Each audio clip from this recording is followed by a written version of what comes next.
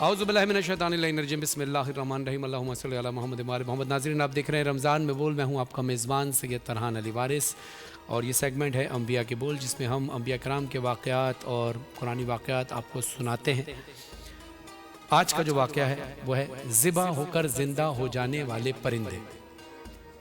حضرت ابراہیم علیہ السلام، حضرت ابراہیم خلیل اللہ علیہ السلام نے ایک مرتبہ خداوند قدوس کے دربار میں یہ عرض کیا کہ یا اللہ تو مجھے دکھا دے کہ تو مردوں کو کس طرح زندہ فرمائے گا۔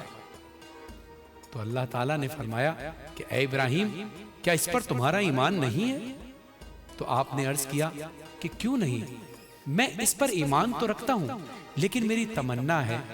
کہ میں اس منظر کو اپنی آنکھوں سے دیکھ سکوں تاکہ میرے دل کو قرار آ جائے۔ تو اللہ تعالیٰ نے فرمایا کہ تم 4 پرندوں کو پالو اور ان کو خوب کھلا پلا کر اچھی طرح ہلا ملا دو، پھر انہیں ذبح کر کے اور ان کا قیمہ بنا کر اپنے گرد و نواح کے چند پہاڑوں پر تھوڑا تھوڑا گوشت رکھ دو، پھر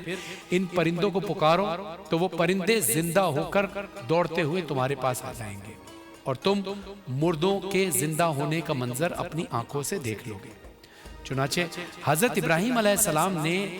ایک مرغ، ایک کبوتر، ایک گدھ اور ایک مور، ان 4 پرندوں کو پالا اور ایک مدت تک ان 4 پرندوں کو کھلا پلا کر خوب ہلا ملا لیا،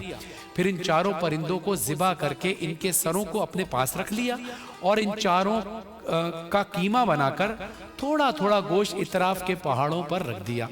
اور دور سے کھڑے ہو کر ان پرندوں کا نام لے کر پکارا، اے مرغ، اے کبوتر، اے گدھ، اے مور۔ آپ کی پکار پر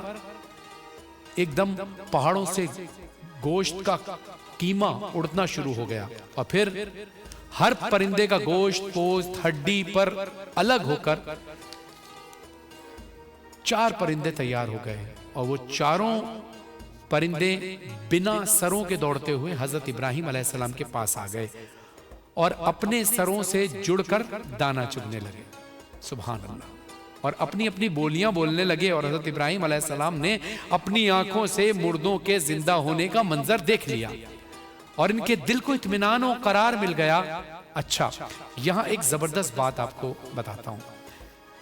کہ ان 4 پرندوں کا ہی انتخاب کیوں کیا گیا؟ کثرت خواہش کی بری خصلت ہوتی ہے اور گدھ کے اندر ہرس اور لالچ کی بری عادت ہوتی ہے، اور کبوتر کو اپنی بلند پروازی اور اونچی اڑان پر نخوت و غرور ہوتا ہے۔